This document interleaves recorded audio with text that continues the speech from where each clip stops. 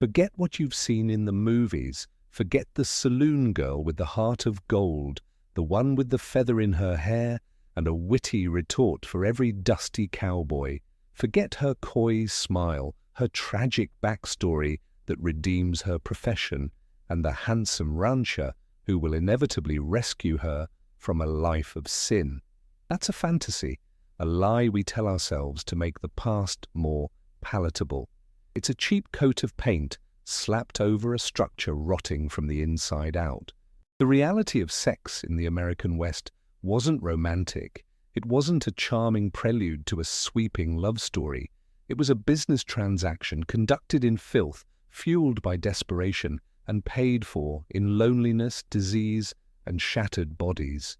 We're talking about a world where intimacy was a commodity, sold by the minute, in rooms that stank of sweat, cheap perfume, and despair.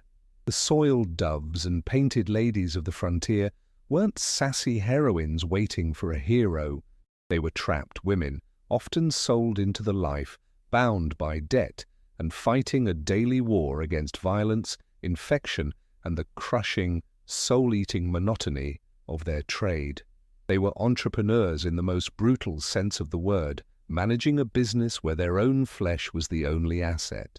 The cowboys and miners who sought them out weren't ruggedly handsome saviors.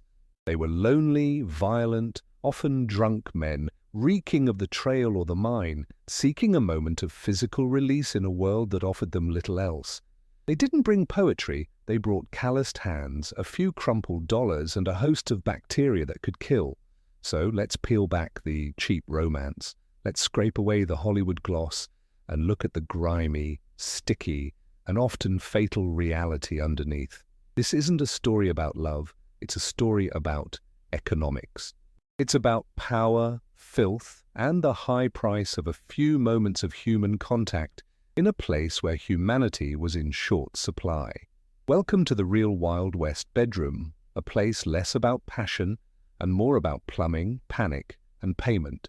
But before we start oozing through the grime of the past, I need to know who's in quarantine with me. Tell me in the comments where you're isolating and what time it is. I want to picture your clean, modern surroundings before we get disgusting. Ready to feel sick? Let's begin.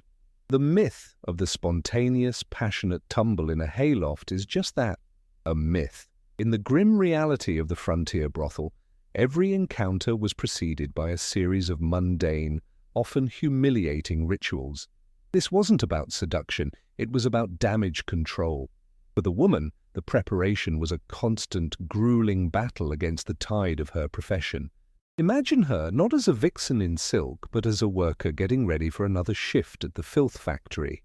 The first order of business was the douching. This wasn't some gentle, pH-balanced wash from a modern pharmacy. This was a caustic cocktail of chemicals, a scorched earth policy for her insides. The most common tool was the syringe, a fearsome-looking metal or glass contraption filled with solutions of carbolic acid, bichloride of mercury, or potassium permanganate. These were poisons. They were disinfectants meant for floors and surgical tools, not the delicate tissues of the human body. The goal was twofold: to prevent pregnancy and to ward off the ever-present spectre of venereal disease. The sting of these chemicals was a familiar burn, a constant reminder of the risks she was taking with every single client. It was an internal chemical peel, stripping away not just bacteria, but the body's own natural defenses, leaving her raw and more susceptible to the very infections she was trying to prevent. It was a perfect, vicious cycle. Did it work? Rarely as intended. The concentrations were based on guesswork, a little more of this, a little less of that, mixed in a chipped ceramic bowl. Too weak, and it was useless. Too strong, and it caused horrific burns, scarring, and permanent damage that would render her infertile or leave her in chronic pain. This agonizing ritual would be repeated after every single encounter, a frantic, painful attempt to wash away the last man before the next one walked through the door. Then came the performance of cleanliness, the illusion of desirability. She would wash, of course, using a basin of cold, often murky water, and a bar of harsh lye soap that would strip the skin of its oils, leaving it dry and cracked. There was no hot water on tap. Any warmth was a luxury, requiring a fire to be lit and a kettle to be boiled, precious time and energy in a life measured by the minute. Her hands, especially, would be raw, the knuckles red and chapped from the constant scrubbing, both of herself and of the stained linens that were a permanent fixture of her life. The application of makeup was not about enhancing beauty. It was about hiding the damage. It was stage paint for the theatre of lust. The foundation was a thick, chalky paste, often containing lead, which would slowly poison her over time. It was designed to cover the sallow complexion of exhaustion, the bruises from a rough client, or the early sores of syphilis.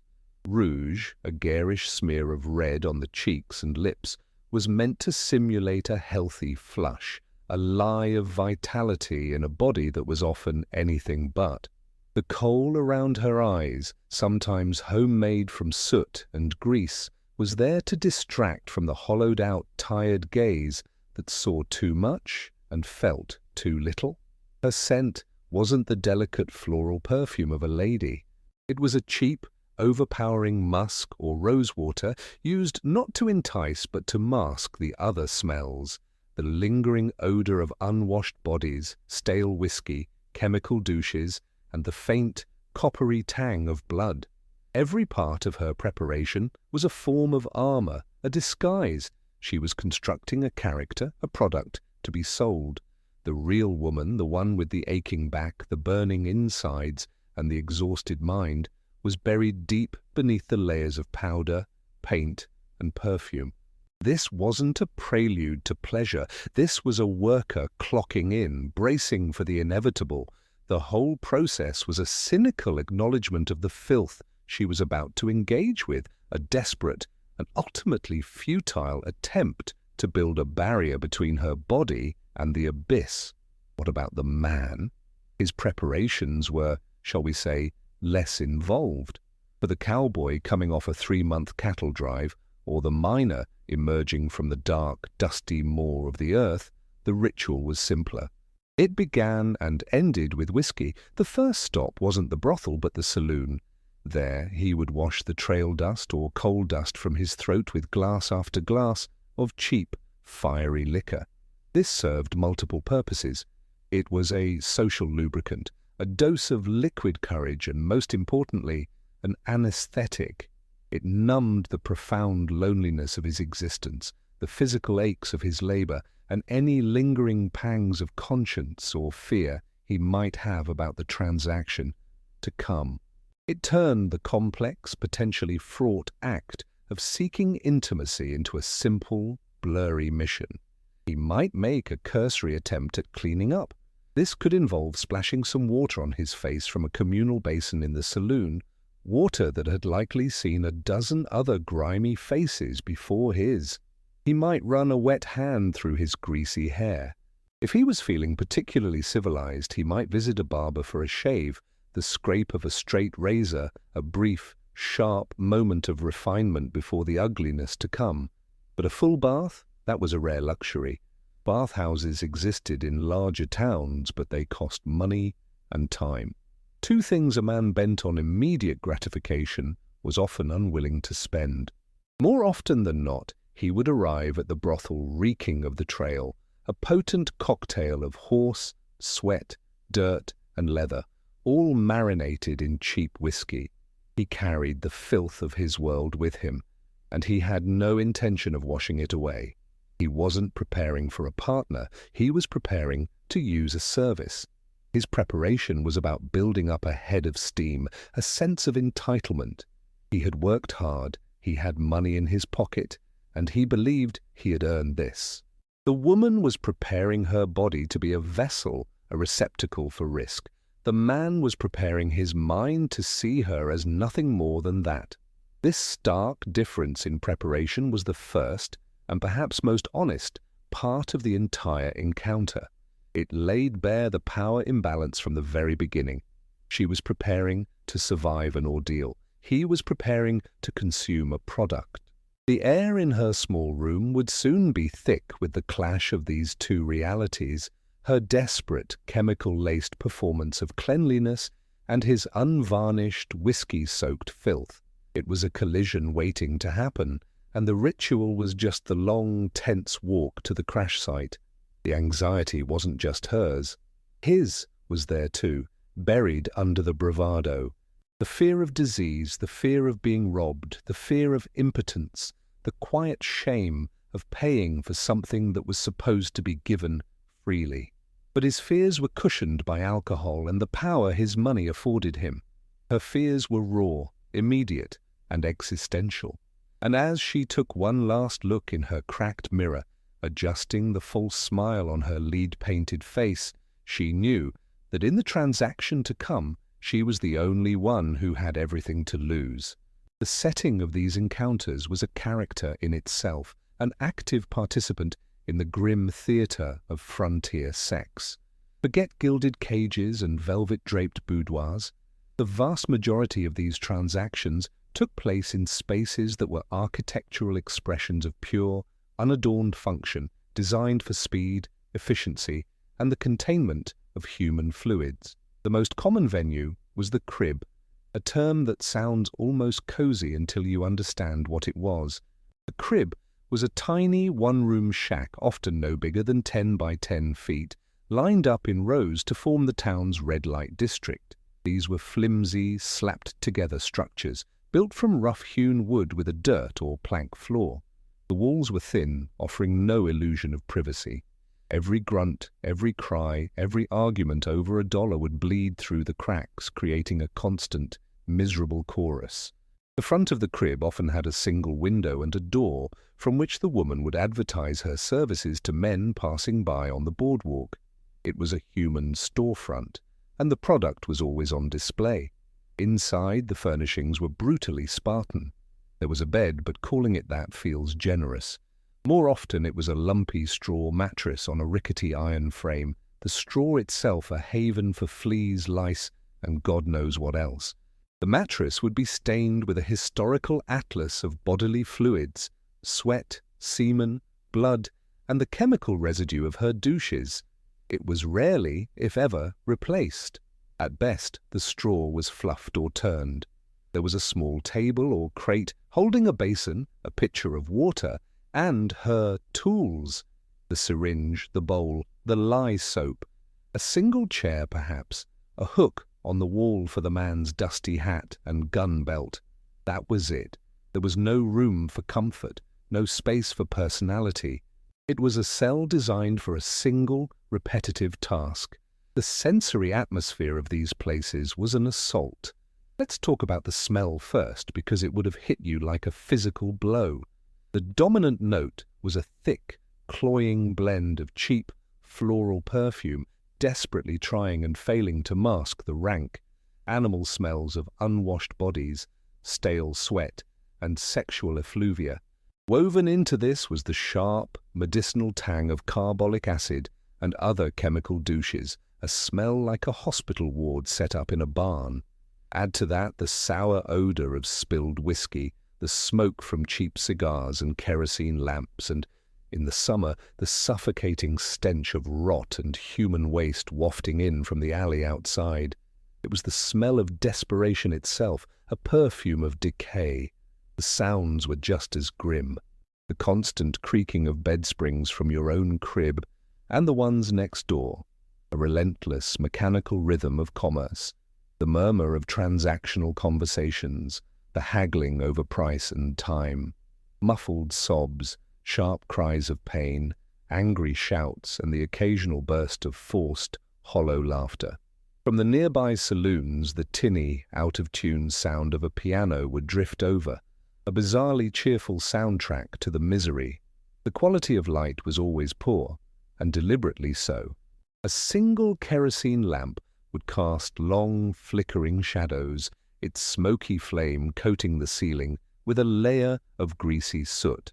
The dimness was a small mercy, hiding the worst of the filth on the floors and walls and blurring the faces of both participants, allowing for a degree of anonymous detachment. In this murky, stinking, noisy box, The humanity of the act was systematically stripped away, leaving only the raw mechanics. The tools of the trade extended beyond the bed and the syringe. They were a collection of crude and often dangerous objects that defined the daily reality of the woman's life. The makeup, as we've discussed, was often toxic. The lead in the face powder could lead to painter's colic, muscle paralysis, and neurological damage. It was a slow, creeping poison applied daily. The clothing was part of the toolkit, a cheap, brightly colored costume designed to catch the eye. It was often flimsy and poorly made, easily torn, and had to be mended constantly. It wasn't about her comfort, it was packaging for the product. Then there were the medical devices. Beyond the douche syringe, she might have her own cache of folk remedies and quack medicines for dealing with the inevitable consequences of her work.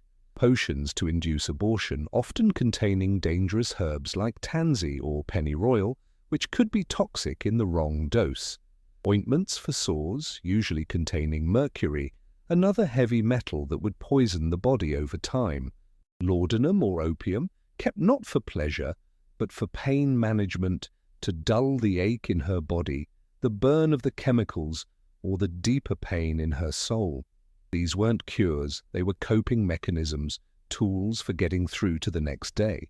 Even the whiskey bottle in the corner was a tool used to numb a particularly rough client or to steel herself for another night of work. The environment and its contents were a constant, oppressive reminder of her status. The thin walls announced that her private moments were public business.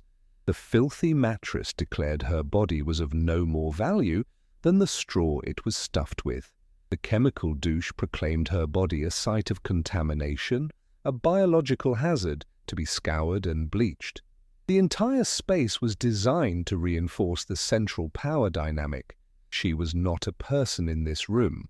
She was part of the furniture, a piece of equipment to be used, and the room was the factory floor where the messy work was done. It was a place built to manufacture shame, and it was brutally effective. In this grim ecosystem of lust and commerce, power was the currency that truly mattered, and it was rarely held by the people whose bodies were for sale. The figurehead of this power structure was often the madam. In popular culture, she's portrayed as a savvy, tough-as-nails businesswoman, a matriarch protecting her girls. While some may have cultivated this image, the reality was far more parasitic. The madam was, first and foremost, a capitalist. Her primary interest was profit, and her girls were her primary assets to be managed, controlled, and squeezed for every last cent. She held the power of the purse. A woman working in a high-class brothel, a relative term, would never see the money a client paid. It went directly to the madam. In return, the woman received room, board, and clothing, all at an exorbitant markup.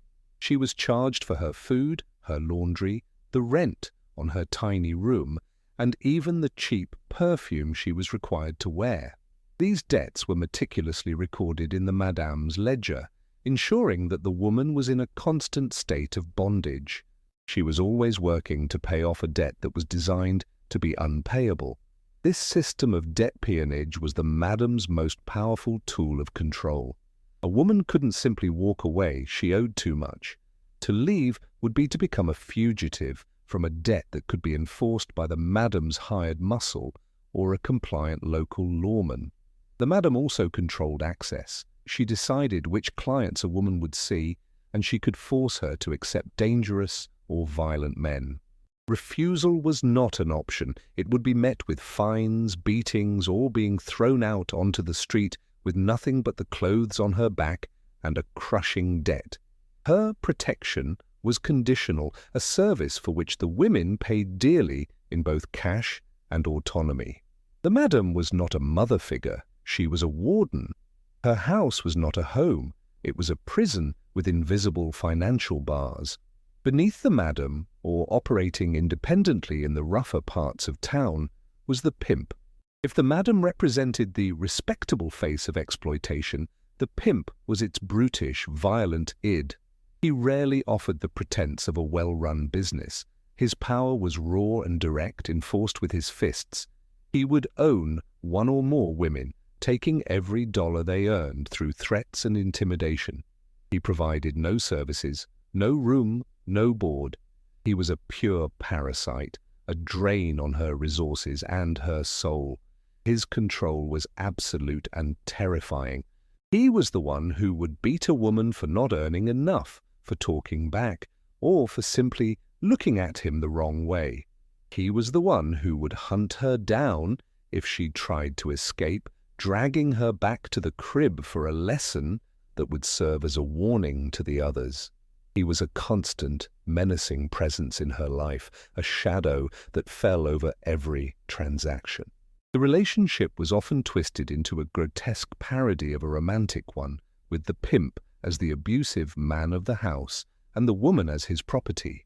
He was the embodiment of the direct, physical power that underpinned the entire system. And what about the law? Surely the town marshal or sheriff was there to protect the innocent. Don't be naive. The law was, more often than not, just another layer of the power structure, and a deeply hypocritical one at that. Prostitution was technically illegal in most places, but this was a feature, not a bug. The illegality made the women vulnerable and the business profitable for the authorities. The law wasn't there to shut down the trade, it was there to regulate and tax it. Brothels and cribs operated with the full knowledge and tacit approval of the local law as long as they paid their dues. This came in the form of official fines, which were essentially monthly business licenses, or unofficial bribes paid directly into the marshal's pocket. This arrangement gave the lawman immense power. He could choose which brothels to raid, usually those who were late on their payments, and which to leave alone. He could arrest a woman on a whim, using the threat of jail time as a tool of control. A woman who reported a violent client would likely find herself arrested for prostitution, while her attacker walked free, especially if he was a man of some standing in the town. The lawman wasn't a protector, he was a landlord, collecting rent on a property he didn't own. The final layer of power was the social code, the unwritten rules of the town. A decent woman was defined by her chastity and her marital status. A prostitute was, by definition, a fallen woman, an outcast. This social ostracism was a powerful weapon. It isolated her, cutting her off from any potential support system. She couldn't socialize with respectable families. She couldn't attend church without being shunned. She had no one to turn to, no place to go. This social death meant that the brothel or the crib, as miserable as it was, became her entire world. The madam, the pimp, the other women, they were the only society she had. This stripping away of her social standing was crucial. It ensured that even if she could escape the financial and physical control, she had no community to escape to. She was branded, marked as other. The power, then, was a suffocating web. The madam held the financial chains. The pimp held the physical threat. The lawman held the legal hammer, and the town held the social judgment. At the center of this web was the woman, her body the nexus of all these competing interests. She was a resource to be exploited, a problem to be managed, and a scapegoat to be punished. The client, with his few dollars, thought he was the one buying power for a few minutes. He was wrong. He was just another cog in a machine designed to grind one person into dust for the profit and convenience of many others. The true power didn't lie in the bed. It lay in the ledger, the fist, the badge, and the cold, judgmental stares on the street. Before the first grimy hand was laid on a painted arm, a complex and often bizarre psychological landscape had to be navigated by both participants. This wasn't just a physical act, it was an event steeped in superstition, twisted faith, and desperate self-justification. The internal world of the frontier was a strange brew of harsh pragmatism and deeply ingrained folk beliefs, and nowhere was this more apparent than in the brothel. For the woman, her body was a battleground of terrifying medical myths. In an era before germ theory was widely understood, disease was a thing of mystery and dread, often attributed to bad air, moral failings or supernatural causes. Syphilis, great pox, was the ultimate horror, a disease that rotted you from the inside out, leading to madness, paralysis, and a hideous death. They believed it could be caught from a shared drinking cup, a dirty bedsheet, or simply by being in the presence of an infected person.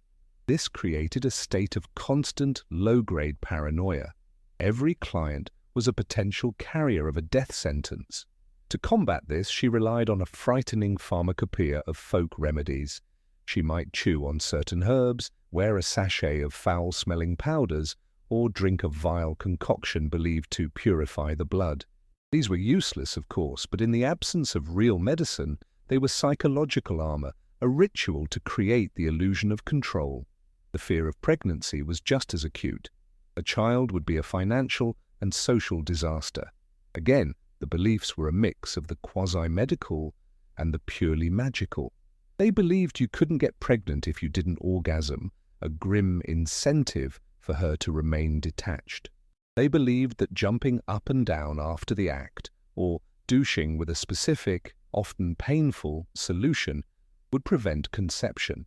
These beliefs, however wrong, shaped her physical actions and her internal state, turning the encounter into a careful, fearful dance of damage limitation. Religious belief, or the shattered remnants of it, played a huge role. Most of these women came from religious backgrounds, and the cognitive dissonance must have been deafening. They were living in a state of perpetual, mortal sin according to the very faith that had once been their moral compass. How did they cope? Some abandoned faith entirely, becoming hardened cynics who scoffed at the hypocrisy of the good people who shunned them by day and used them by night. Others compartmentalized, praying for forgiveness even as they prepared for the next client. You can almost hear the desperate whispered prayer, "Lord, forgive me for this, but help me get through it without the pop." This created a bizarre internal logic where the act itself was a sin, but surviving it was a matter of divine providence. They might pray for a gentle client, for the man to finish quickly, for the absence of blood. It was a faith of pure survival, a negotiation with a God they feared had already abandoned them. Their justification for their life was brutally simple. It was a job. This wasn't pleasure, it wasn't intimacy, it was work. She was a seamstress of the flesh, a laundress of male libido. By framing it as labor, she could create a psychological distance, a wall between herself and her body. "This is not me," she would tell herself. "This is a thing I do to eat, to live." This detachment was her most crucial survival tool. It was the only way to endure the endless procession of anonymous grasping bodies, to perform a convincing imitation of desire while feeling nothing but boredom, disgust, or fear. The internal monologue was a constant stream of calculation. How much time is left? Did he pay up front? Does he look sick? Is he going to be violent? It was the hyper-vigilant chatter of a soldier in a war zone, not the dreamy thoughts of a lover. The man, too, was a mess of internal contradictions.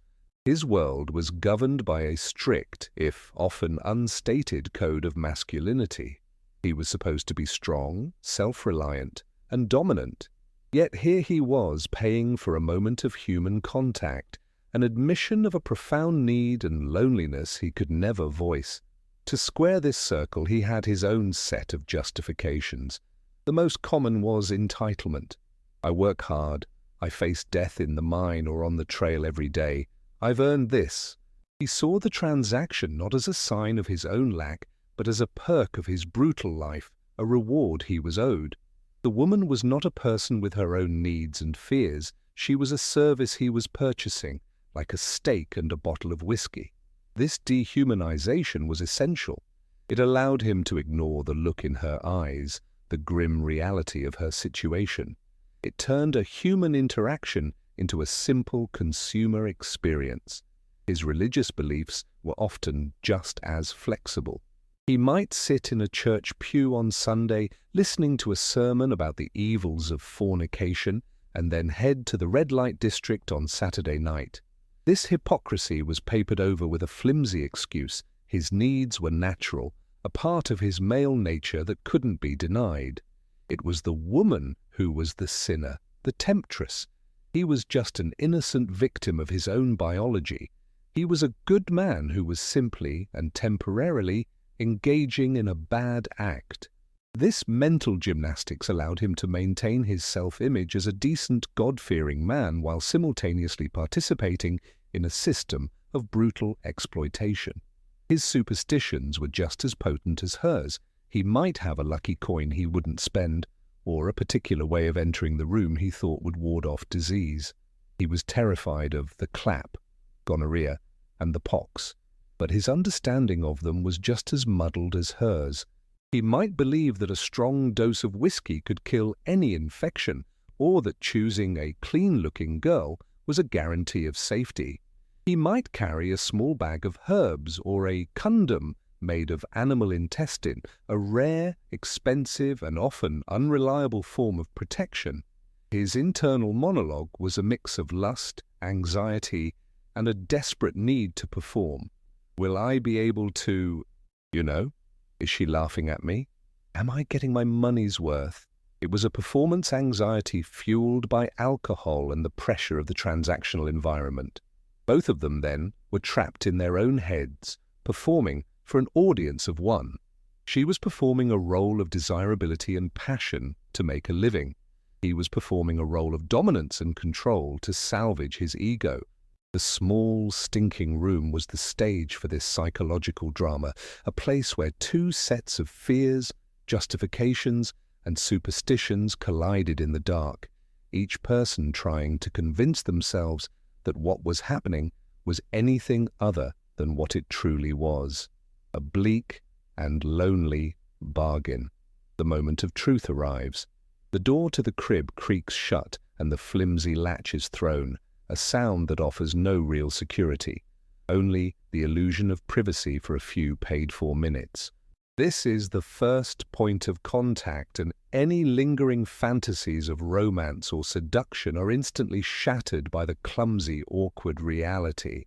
It is a moment of pure transactional mechanics, stripped of all grace. The first move is almost always about money. There's no coy flirtation, no gentle undressing. The man, smelling of whiskey in the trail, slaps his coins or crumpled bills onto the small, rickety table.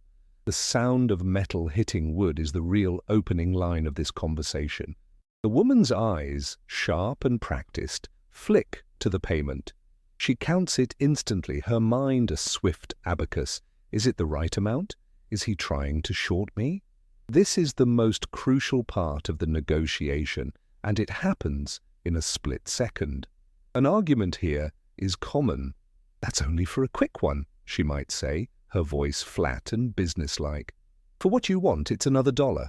The man, his lust battling his frugality, might argue, his words slurred. This is not the witty banter of lovers, it is the haggling of a fish market. The air is thick with suspicion. She is watching for a sign that he will try to rob her. After the fact, he is watching to make sure she doesn't try to fleece him. It is a transaction between two deeply untrusting parties. Once the price is settled, the woman might tuck the money into a stocking or a small hidden pouch. It is never left on the table. That would be an invitation for theft. With the payment secured, the act can begin, and it is a marvel of detached efficiency. The initial physical contact is not a tender caress.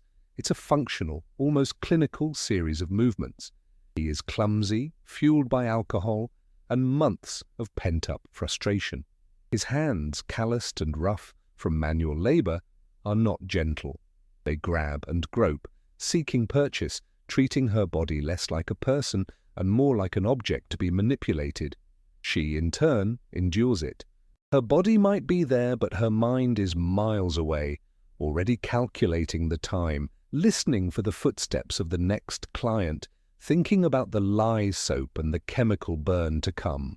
There is an immediate, shocking intimacy that is completely devoid of intimacy. The smells are overwhelming. his unwashed body, the stale tobacco on his breath, the sour scent of whiskey on his skin. Her overpowering, cheap perfume, a chemical sweetness that does little to hide the medicinal odor of her douches or the faint, metallic scent of her own body. The collision of these smells in the close, unventilated space is suffocating. It is the smell of mutual desperation. The shock for the man is often palpable, even if he doesn't show it. The fantasy he's been nursing for weeks on the lonely prairie, a fantasy of a soft, willing, passionate woman, collides with the reality of this tired, painted woman with the dead eyes and the practiced, mechanical movements. He might be shocked by the feel of the lead-based makeup on her skin, a strange, pasty texture. He might be taken aback by her complete lack of genuine response, her passive acceptance that feels more like a medical examination than an act of passion. This is where his alcohol-fueled bravado might crack, replaced by a flicker of confusion or even disgust. He paid for a performance, and what he's getting is a stark reminder of the cold, hard nature of the deal. For her, the shock is a familiar one, but it never entirely goes away. It's the shock of another strange body, another set of grasping hands, another man's weight pressing down on her. Each man is a new risk, a new unknown. Will he be quick? Will he be rough? Does he have the pox? Her body tenses, a conditioned response to years of this. She is a coiled spring of vigilance, even as she forces her limbs to relax, to perform the role of a willing participant. The first touch is a diagnostic tool. She can feel the impatience in his grip, the potential for violence in the way he moves. Her mind is a rapid-fire threat assessment. The sounds are awkward and graceless, the rustle of coarse clothing being hastily removed, the thud of heavy boots hitting the floorboards, the grunt of effort from him, the sigh of resignation from her, perhaps disguised as a sound of pleasure. It's a clumsy, unmusical fumbling in the dark. The bedsprings begin their rhythmic, metallic protest, a sound that will provide the soundtrack for the next few minutes. This initial phase is all about the shattering of illusions. The illusion of privacy is broken by the sounds from the next crib. The illusion of desire is broken by the cold exchange of cash. The illusion of beauty is broken by the close-up reality of cheap makeup and tired skin. The illusion of passion is broken by the clumsy, mechanical, and deeply lonely reality of the first touch. It is a harsh, brutal awakening, a sudden immersion in the cold, clear water of the truth. This is not about connection. This is about friction, and the machine has just been switched on. Once the awkward preliminaries are dispensed with, the encounter descends into the grinding chaos of the act itself. This is the midpoint slog, the part of the job that requires the most endurance, both physical and psychological.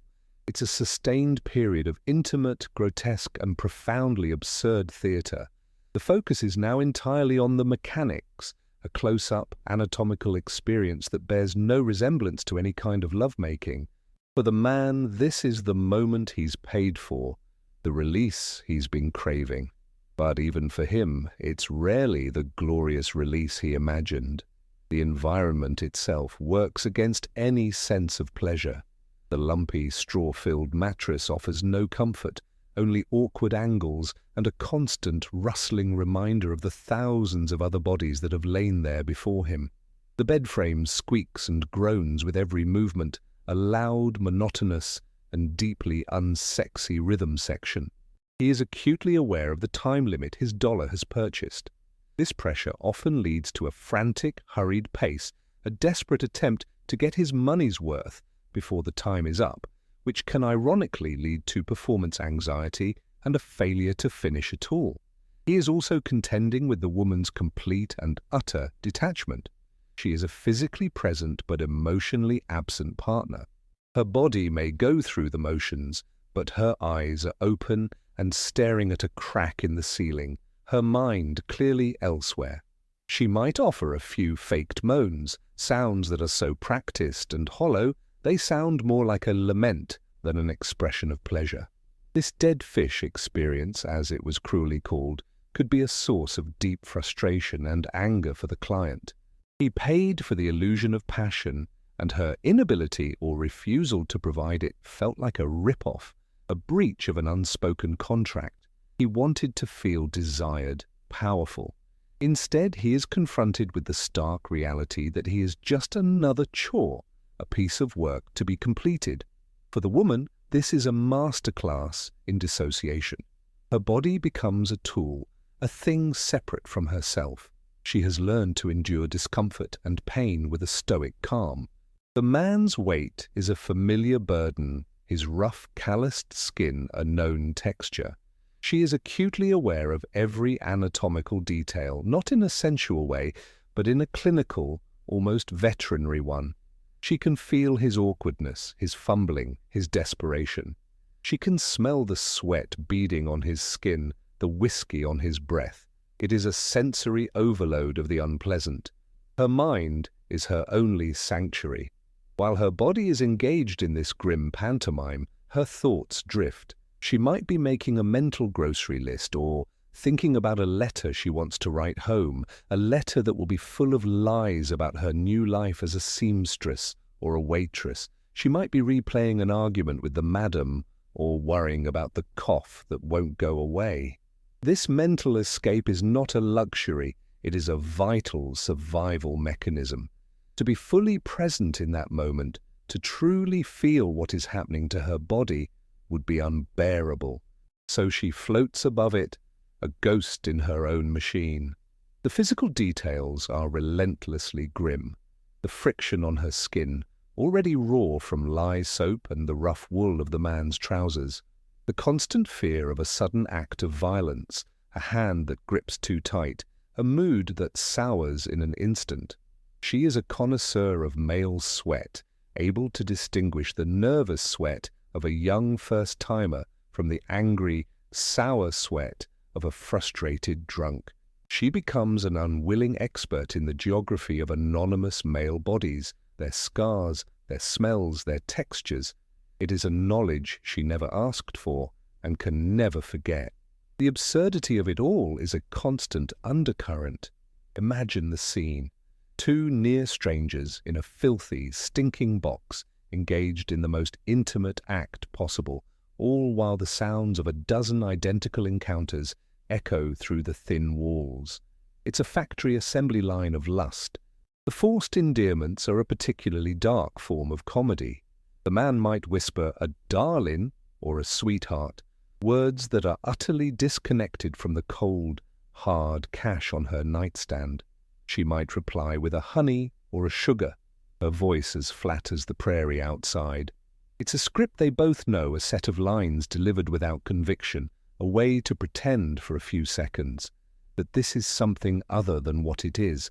The prolonged nature of the slog is what truly wears her down. It's not one moment, it's the endless repetition, the same room, the same lumpy bed, the same script, the same faked moans, but a different man each time, a different set of risks, a different smell, a different kind of desperation.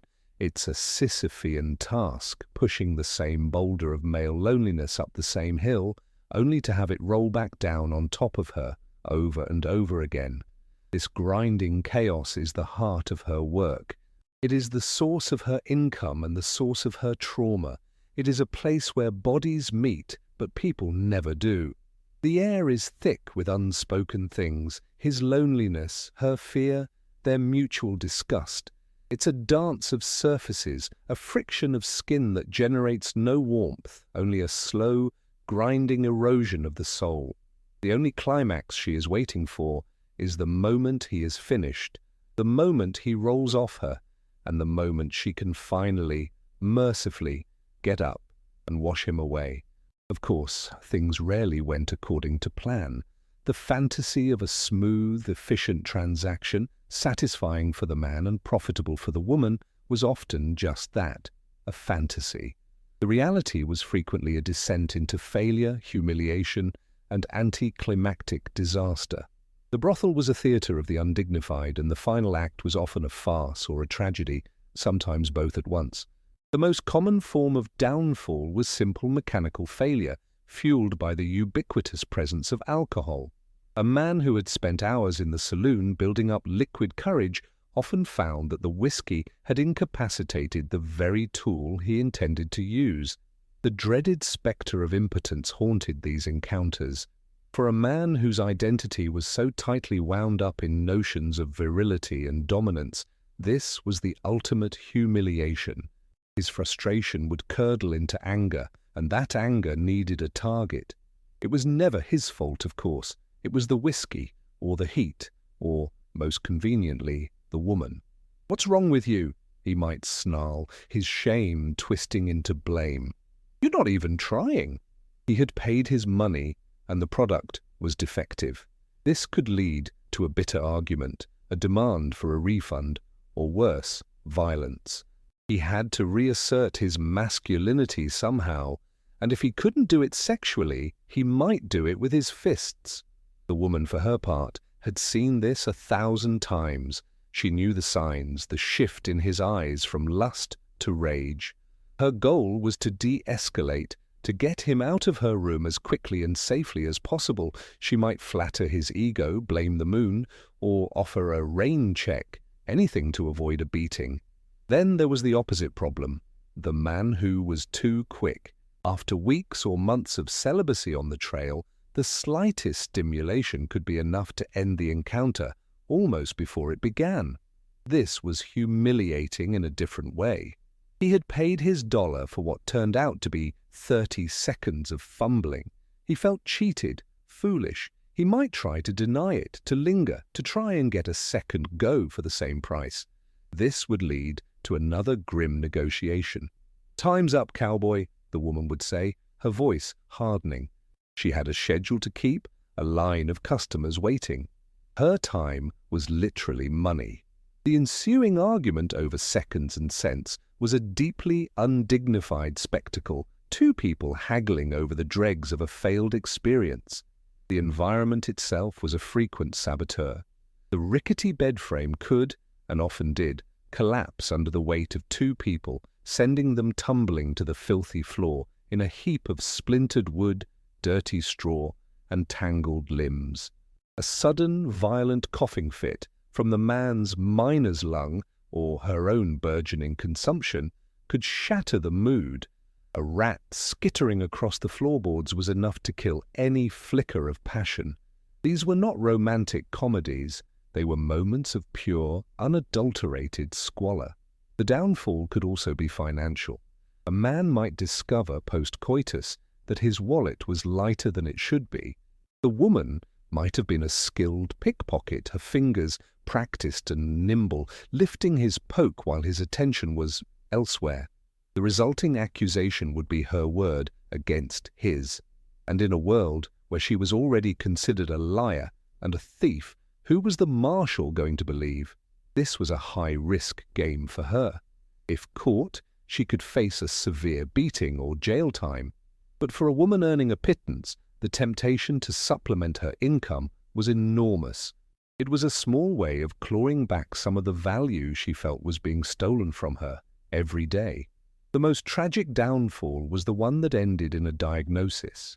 A week or two after an encounter, a man might notice the telltale burn of gonorrhea or the first chancre of syphilis.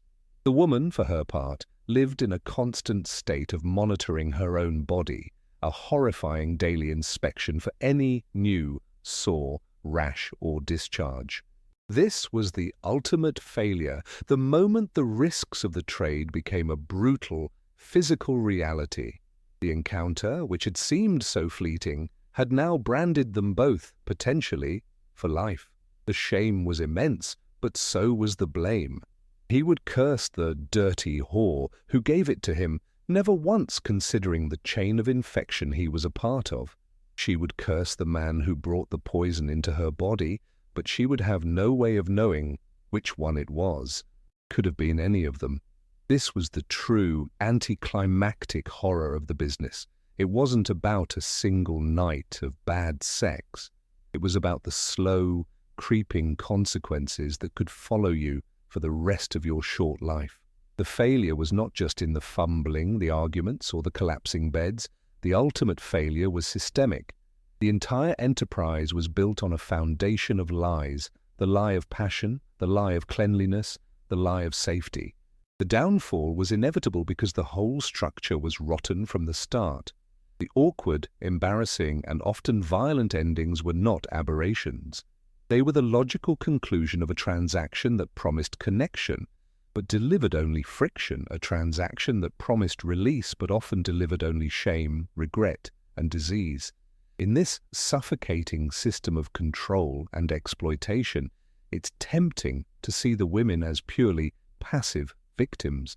And while they were certainly victimized, they were not always passive. To survive, they had to develop their own forms of resistance, small, often futile acts of defiance that asserted their humanity in a world determined to strip it away. These weren't grand rebellions or organized strikes. They were subtle, personal, and often dangerous.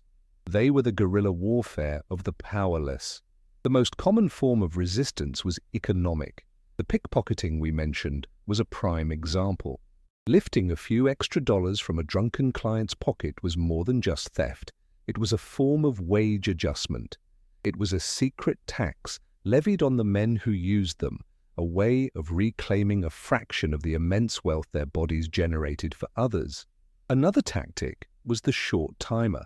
A woman would become an expert at manipulating a client's perception of time, using a variety of tricks to make a 5-minute session feel like 15.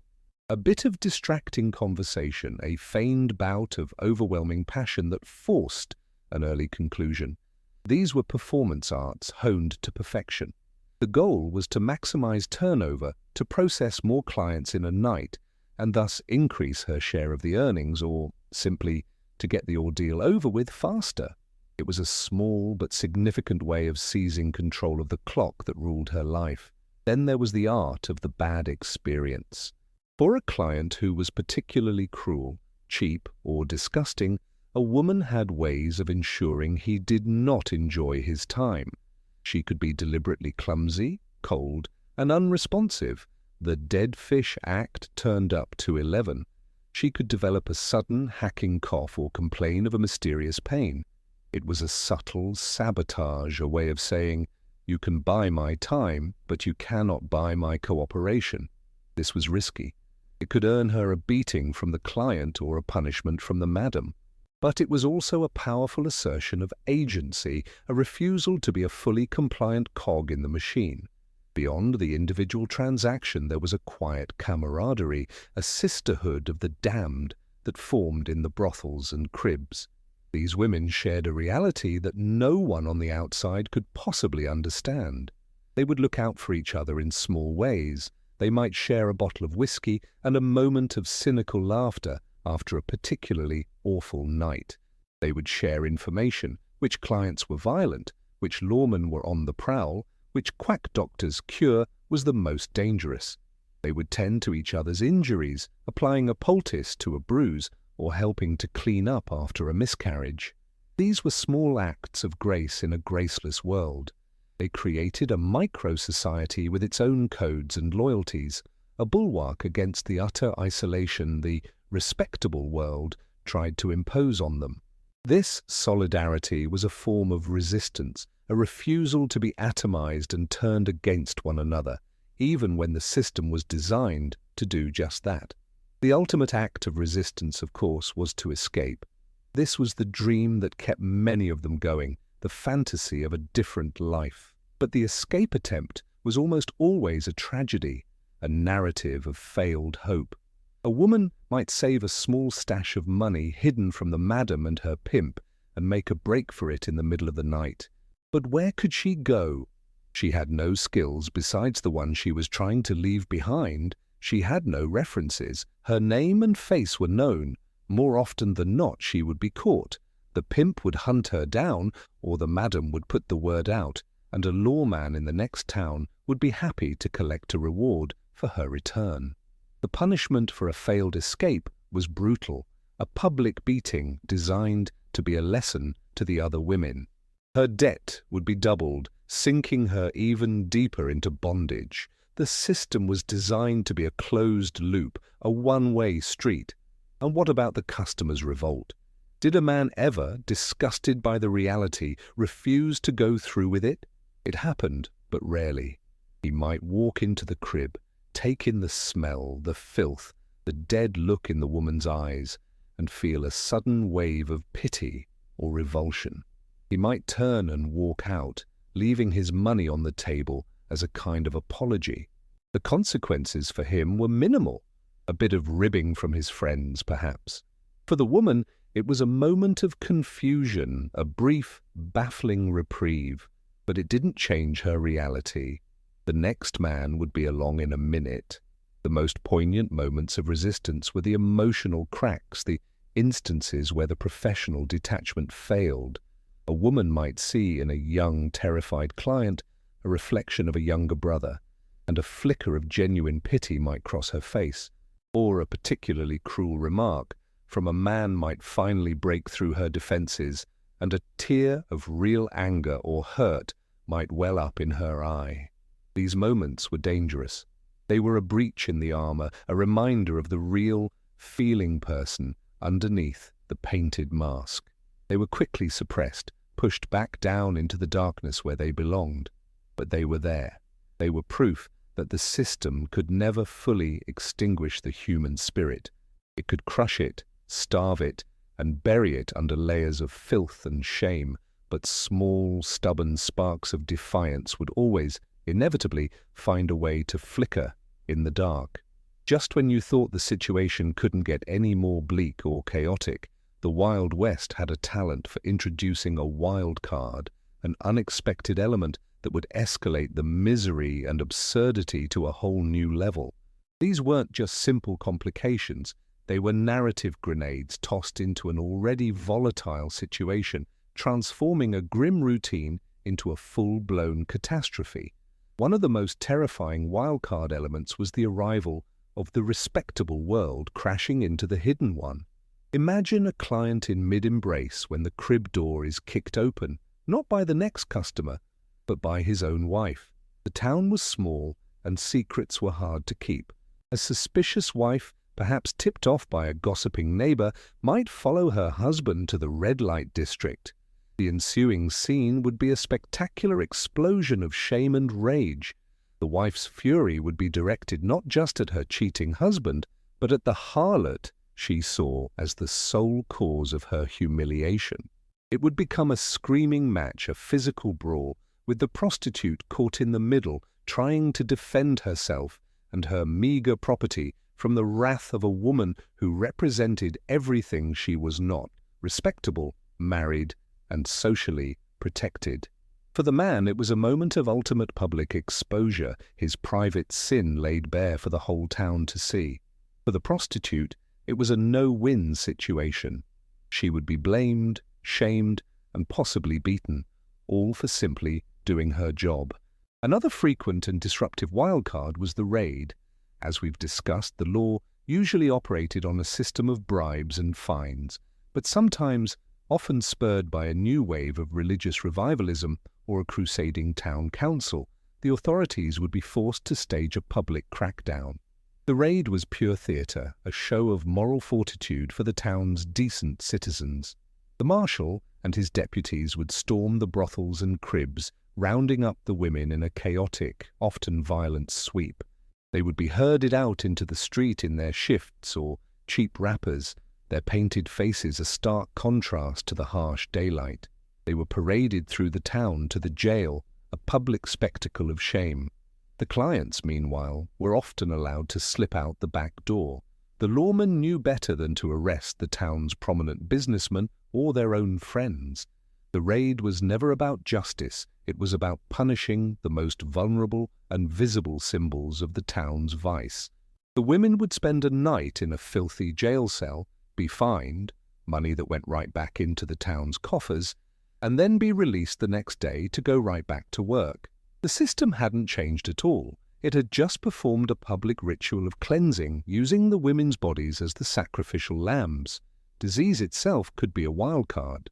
A sudden, virulent outbreak of smallpox or cholera could sweep through a town, and the brothel district, with its close quarters and transient population, would be ground zero.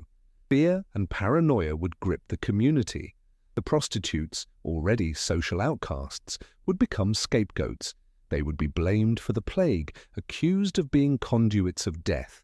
The red light district might be quarantined, with armed guards preventing anyone from entering or leaving.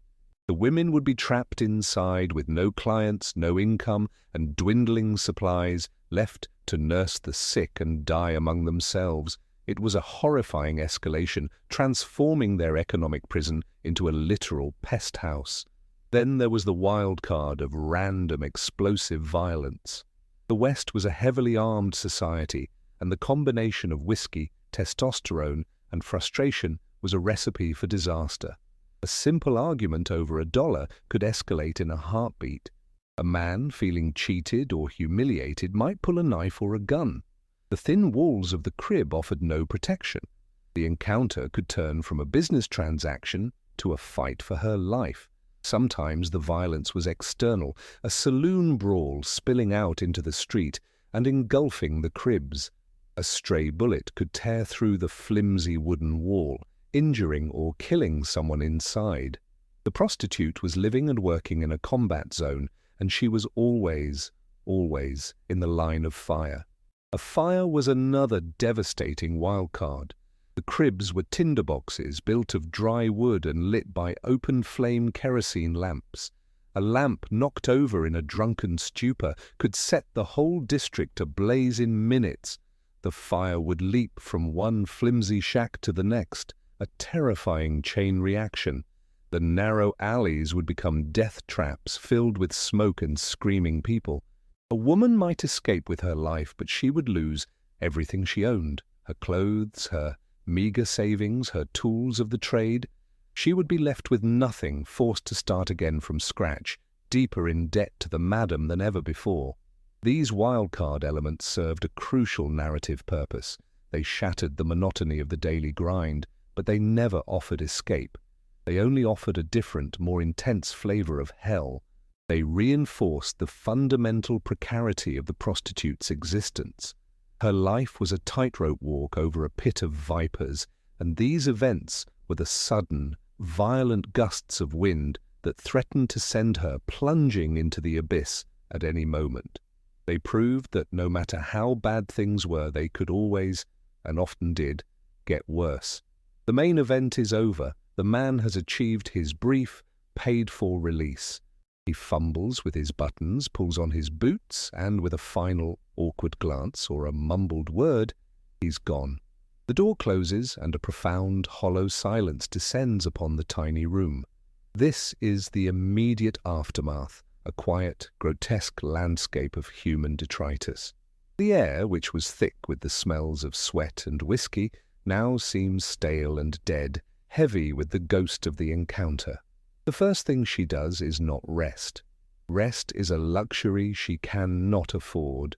The first thing she does is move, a series of practiced automatic actions.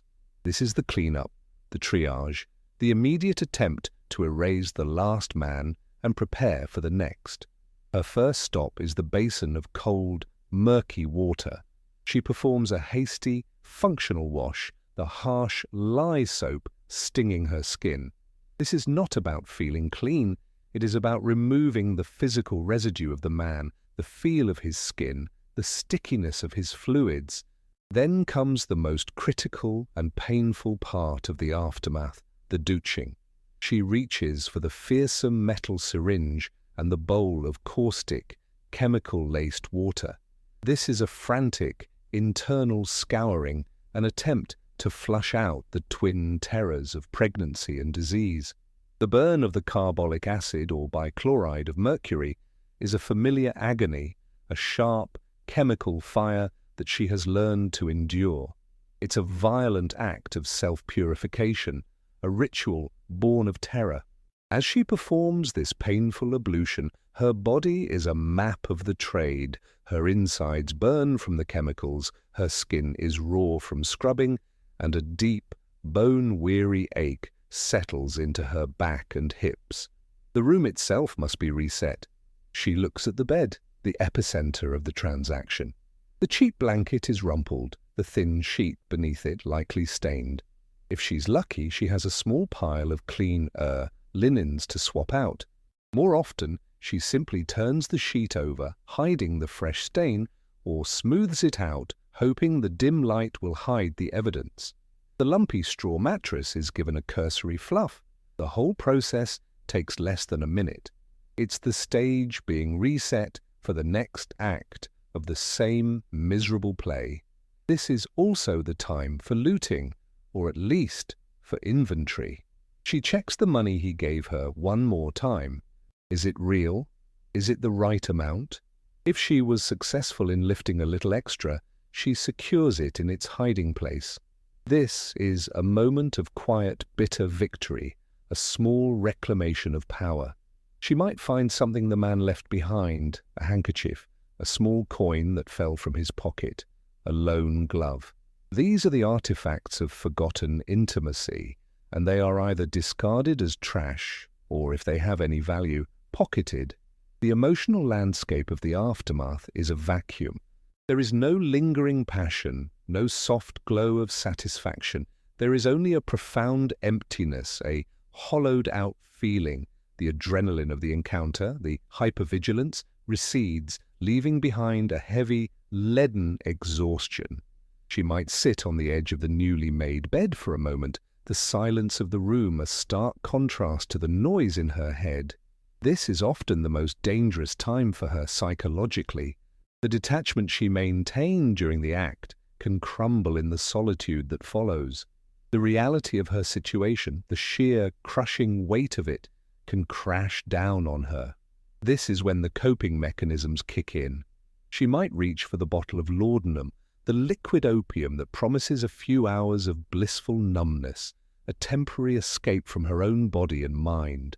A few drops on the tongue, and the sharp edges of her reality begin to soften and blur. Or it might be a swig of cheap whiskey, the familiar burn, a welcome distraction from the chemical burn inside her. These substances are not for recreation. They are medicine for a wounded soul, tools for getting through the next 10 minutes, the next hour, the next client. The aftermath is also a time of listening. The walls are thin, and the sounds of the brothel are a constant reminder that she is not alone in her misery. She can hear the murmur of the next negotiation in the crib beside her, the squeak of bed springs starting up again. This is both a comfort and a curse. It's a comfort to know that she is not the only one, that there is a shared experience in this house of sorrow. It's a curse because it's a reminder of the relentless, mechanical nature of her life. The assembly line never stops. There is no real break. The silence in her room is just a brief pause before the machine clanks back to life. She takes a quick glance in the cracked piece of mirror she keeps on the table. She reapplies the garish smear of rouge, checks that the mask is still in place. She smooths her dress, takes a deep breath, and opens the door to the hallway or the street, ready for the next "Howdy, miss." The entire aftermath, from the moment the man leaves to the moment she is ready for the next, might take no more than 5 minutes. It is a miracle of grim efficiency, a testament to her resilience and her despair. It is a frantic race to erase one violation before the next one begins, a cycle of cleansing and contamination that will only end when her body finally, mercifully, gives out. The physical cleanup is swift, but the psychological scars are deep and festering. The trauma of her life wasn't a single event. It was a low-grade, constant poison, administered in daily doses. Coping with this lingering trauma was a full-time job, and the methods were as brutal and damaging as the work itself. Emotional numbness was the primary shield. To survive, a woman had to learn to feel nothing, or at least to pretend she felt nothing, until the pretense became a reality. She built a thick wall of cynicism and detachment around her heart. Love, intimacy, tenderness, these were concepts from another world, a world she was no longer a part of. They were fairy tales you told children, not realities for women like her. This numbness was a form of psychological self-amputation. She cut off the feeling parts of herself to stop the pain. The result was a profound and crushing loneliness, a sense of being an alien in her own skin. She might be surrounded by other women in the brothel, but the core of her experience was one of deep, internal isolation. Who could she possibly talk to about the things she saw and endured? Who could understand the specific horror of her daily life?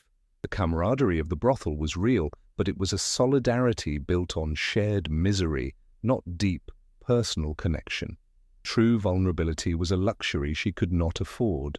To maintain this numbness, chemical assistance was almost a necessity. Alcohol was the most common crutch. Whiskey was cheap, readily available, and effective. It dulled the senses, blurred the memories, and provided a temporary, fiery warmth in a cold world. Many women were functional or even severe alcoholics, drinking from the moment they woke up to the moment they passed out. It was a way to blur the edges of the day, to make the endless procession of men more bearable. The madame often encouraged this, as a drunk woman was a more compliant woman, less likely to cause trouble or try to escape. The debt for the whiskey, of course, was added to her ever-growing tab. Opium and its derivatives, particularly laudanum, a tincture of opium in alcohol, were the other great escape. Opium was the great silencer. It didn't just numb the pain, it erased it, replacing it with a dreamy, floating sense of well-being. For a woman whose body was a source of constant pain and humiliation, the promise of leaving it behind for a few hours was irresistible. The long sleep of the opium den was a common fantasy. Many women developed powerful addictions, their lives revolving around the cycle of earning enough money for the next dose. The addiction was another chain, binding them just as tightly as their financial debts. It was a slow-motion suicide, a way of checking out of a life that had become unlivable. The dark humor of the brothel was another coping mechanism, a way to process the absurd and the horrific. The women would develop a gallows wit, a cynical, sarcastic way of talking about their clients and their lives. They would have cruel nicknames for the men, mocking their physical shortcomings or their pathetic attempts at seduction. They would tell stories of the night's disasters, the collapsing beds, the impotent drunks, the ridiculous requests, and find a moment of shared, bitter laughter. This humor was a way of reclaiming a sliver of power. By laughing at their oppressors, they reduced them, cut them down to size in the one place they could, their own private conversations. It was a way of saying, "You may use my body, but you do not control my mind. I can still see you for the pathetic creature you are." Many women developed a kind of hardened, pragmatic fatalism. They stopped hoping for escape or rescue. They accepted their lot, not with contentment, but with a grim resignation. Their focus narrowed to short-term survival, getting through the next hour, the next night, earning enough for food and a dose of laudanum. This was not a happy existence, but it was a stable one. By relinquishing hope, they protected themselves from the constant pain of disappointment. The future was a blank wall. There was only the eternal, grinding present. The trauma manifested physically, of course. Many suffered from what we would now call post-traumatic stress disorder. They were plagued by nightmares, flashbacks, and a constant state of hypervigilance. A sudden loud noise, a man's raised voice, the smell of whiskey, any of these could trigger a wave of panic. They suffered from chronic illnesses, the result of untreated STDs, botched abortions, and the toxic effects of their chemical douches and lead-based makeup. Their bodies bore the physical record of their trauma, the scars from beatings, the internal damage, the exhaustion etched onto their faces. This was the true price of their profession. It wasn't paid in dollars, but in pieces of their soul. Each transaction was a small chip away at their humanity, each day a new layer of scar tissue over their hearts. The soiled dove wasn't just soiled on the outside. The filth of her trade seeped inward, staining her mind, her memories, and her spirit. The coping mechanisms, the numbness, the drugs, the gallows humor, were not solutions. They were just ways of managing an incurable wound, ways of making the slow, inevitable bleed-out a little more bearable. The personal traumas of the women in the cribs and brothels did not occur in a vacuum. They were the epicenter of a shock wave that rippled outwards, affecting the entire social and economic fabric of the frontier town. The brothel was not some hidden, shameful secret. It was often the town's most profitable and influential industry, a dark sun around which much of the community orbited. The most immediate and devastating ripple effect was the public health crisis. Venereal diseases, particularly syphilis and gonorrhea, were rampant. They were passed from prostitute to client, and from client to his unsuspecting wife back home. This created a silent, terrifying epidemic that cut across all social classes. Syphilis, you remember, the great imitator, could mimic other diseases, leading to years of suffering before its final, horrific stages: madness, paralysis, blindness, and grotesque physical deformities. The so-called cures were often as deadly as the disease. Quack doctors and traveling medicine shows peddled useless and toxic remedies. The most common treatment for syphilis was mercury, a heavy metal poison. Patients were given mercury pills, mercury steam baths, and mercury ointments. The mercury did kill the syphilis spirochete, but it also poisoned the patient, causing tremors, tooth loss, kidney failure, and neurological damage. It was a horrific choice: rot from the disease or be poisoned by the cure. The town became a petri dish of infection, and the prostitute, fairly or not, was seen as the primary vector.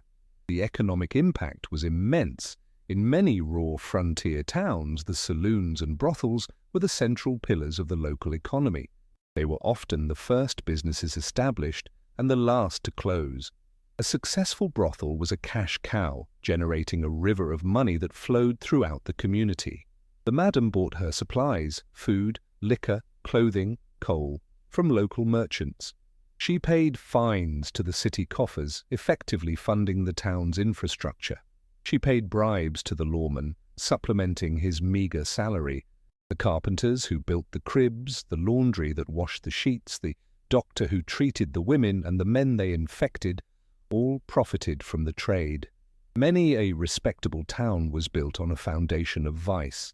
The men who owned the land the brothels sat on, the bankers who held the madam's money, the merchants who supplied them, they were all complicit, all taking their cut. This economic dependency created a deep and profound hypocrisy. The very town fathers who would publicly condemn the evils of prostitution were often the ones who were profiting from it the most. This is why the trade was never truly eradicated. It was too important to the bottom line. It was tolerated, regulated, and taxed, an unofficial but essential public utility. The legal system itself was shaped by the trade. Laws were created not to protect the women, but to control and profit from them. Vagrancy laws were used to arrest any woman who tried to leave the life without the madam's permission. Public health ordinances were passed requiring prostitutes to undergo mandatory, often humiliating, medical inspections. These inspections were less about public health and more about social control, a way to officially register and monitor the town's fallen women. The legal system was not a shield, it was a cage. And then there was the next generation. What happened to the children born in the brothels? Pregnancy was a constant fear, but it was also a frequent reality. A child born to a prostitute was born into a world with no future. They were a disaster for the mother, making it impossible for her to work. Some were given away, left on the steps of a church or an orphanage. Others were raised in the brothel itself, a horrifying childhood spent witnessing the daily horrors of their mother's life. These children were the ultimate outcasts, bearing the stigma of their birth for their entire lives. The boys might grow up to be pimps or thugs, the only models of masculinity they knew. The girls were often groomed to follow their mothers into the trade, perpetuating the cycle of exploitation. They were the living, breathing consequences of the town's hypocrisy, a generation of collateral damage. The societal ripple effect was a slow-motion disaster. The spread of incurable disease, the economic dependency on exploitation, the corruption of the legal system, and the creation of a lost generation of children, these were the true legacies of the frontier brothel. It was a cancer that, while contained to one district, metastasized throughout the entire community, poisoning its health, its economy, and its soul. The town might have looked respectable on the surface, with its church spires and its neat wooden storefronts, but just beneath that veneer was a dark, pulsating heart of filth, lust, and greed, and its rhythm was the creaking of 1,000 brothel beds. History has a terrible habit of cleaning up its messes. The raw, brutal reality of an era is sanded down, polished, and repackaged for future generations, transformed into something more palatable, more heroic, even romantic. Nowhere is this historical revisionism more blatant than in the case of the frontier prostitute. The grim, violent, and exploitative reality we've been wading through has been systematically rewritten, twisted into a comfortable and enduring myth, the whore with a heart of gold. This bitter legacy began almost as soon as the West itself was being settled. The first culprits were the dime novels, the cheap sensationalist paperbacks that were the mass-market entertainment of the late 19th century. These books needed heroes and villains, romance and adventure. A story about a woman slowly dying of syphilis and debt in a 10-by-10 box wasn't going to sell, so they invented a new character. They took the prostitute and gave her a makeover. She was still a fallen woman, but her fall was always for a noble reason. She was duped by a dastardly villain, or she was sacrificing her honor to support a sick mother or a young sibling back home. Her work in the brothel was a temporary stain, a period of trial she had to endure before she could be redeemed. She was always sassy and defiant, never broken or numb. She was beautiful, witty, and despite her profession, she possessed a core of untouchable purity. Most importantly, she was always redeemable, usually through the love of a square-jawed, heroic cowboy who could see past her sordid present to the virtuous woman within. He would punch out her pimp, pay off the madam, and ride off with her into the sunset, where she would become a respectable rancher's wife. It was a complete and utter fantasy, a lie that absolved everyone. It allowed the reader to flirt with the titillation of the brothel while being reassured that in the end, love and morality would conquer all. It transformed a story of systemic exploitation into a simple tale of individual romance and rescue. Then came Hollywood. The 20th century took the dime novel myth and projected it onto the silver screen, cementing it in our collective consciousness. The saloon girl became a stock character in the Western genre. She was the one with the feather boa, the cleavage, and the sharp tongue. She might be a dancer, a singer, or just a hostess. Her actual duties left deliberately vague to satisfy the senses. She was tough, independent, and worldly wise, often acting as the hero's confidant or sidekick. Think of Miss Kitty Russell in Gunsmoke, the savvy, respected proprietor of the Long Branch Saloon. She was a businesswoman, a pillar of the community, whose relationship with Marshall Dillon was a long, slow-burning romance, not a cash transaction. This character, and others like her, performed a crucial cultural function. They took the most exploited and powerless figure in the Old West and recast her as one of the most powerful and independent. The filth, the disease, the debt peonage, the violence, all of it was erased. The crib was replaced by a lavishly decorated saloon.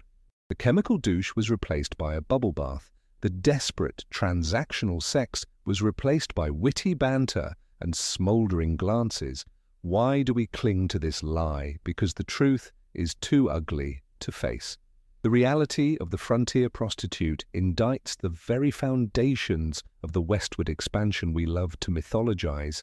It reveals the deep, violent misogyny that ran parallel to the celebrated ideals of rugged individualism and manifest destiny. It shows that for every acre of land conquered, a woman's body was also being conquered, colonized, and exploited. The myth of the happy hooker allows us to celebrate the cowboy without having to think about the woman he used and discarded. It allows us to feel nostalgia for a time and place without acknowledging the brutal human cost of its creation. This rewriting of history is the final, bitter insult. It robs the real women of their stories, their suffering, and their humanity. It takes their short, brutal lives filled with pain and terror and turns them into a charming backdrop for a male adventure story. It silences their screams and replaces them with a sassy song and dance number. It's a legacy of erasure. We remember the names of the gunslingers, the lawmen, and the cattle barons. We don't remember the names of the thousands of women who lived and died in the cribs, whose bodies fueled the economy, and whose stories were deemed too shameful to tell. We have inherited the sanitized version, the comfortable lie. We've chosen the romance over the reality, the myth over the misery, and in doing so we become complicit in the cover-up, perpetuating a legacy that is not just inaccurate, but profoundly, cynically, and deliberately cruel. The real history isn't in the heroic paintings or the Hollywood soundstages. It's buried in the unmarked graves, in the forgotten corners of frontier cemeteries, a silent testament to a truth we have spent more than a century trying to forget. So, we've dragged ourselves through the filth and the fury of the frontier brothel. We've seen how the romantic myth of the whore with a heart of gold was a deliberate, cynical fabrication designed to cover up a reality of exploitation, disease, and despair. The sanitized legacy tells us a story of sassy, independent women and the ruggedly handsome cowboys who redeemed them. It's a comfortable lie, a story that allows us to look back on a brutal period of history with a sense of nostalgic fondness. It transforms a system of human trafficking and abuse into a charming, rustic vignette. It's the ultimate historical airbrushing, smoothing over the pockmarks of syphilis and the bruises of abuse, leaving only a rosy-cheeked, cinematic falsehood. But here's the final, bleak punchline. Are you ready for it? We haven't outgrown this behavior. We've just gotten better at disguising it. We've replaced the dusty crib with the glowing screen, the crumpled dollar with the digital transaction. But the fundamental architecture of exploitation remains eerily familiar. Think about it. What was the frontier prostitute if not the ultimate gig worker? Her labor was sold in discrete, timed units. She had no job security, no benefits, no sick leave. She bore all the risks of the profession: violence, disease, emotional trauma, while the owners of the platform, the madams and pimps, skimmed the majority of the profits. She was an independent contractor in the most brutal sense of the term, her body the sole piece of equipment she had to leverage. Does that sound at all familiar? Look at the modern gig economy where drivers, delivery people, and freelance creatives are atomized, stripped of collective bargaining power, and forced to compete in a race to the bottom, all while a distant, faceless corporation sets the rates and reaps the rewards. The platform is the new madam, the algorithm her ledger of control. We've just swapped the brothel for an app. Consider the transactional nature of modern dating, swiping through an endless catalogue of faces, each one reduced to a few flattering photos and a witty bio. It's a marketplace of human connection where we present a carefully curated, optimized version of ourselves, a personal brand designed to attract a consumer. We are all performing a version of the prostitute's art, hiding the damage, accentuating the positive, and creating a product to be desired.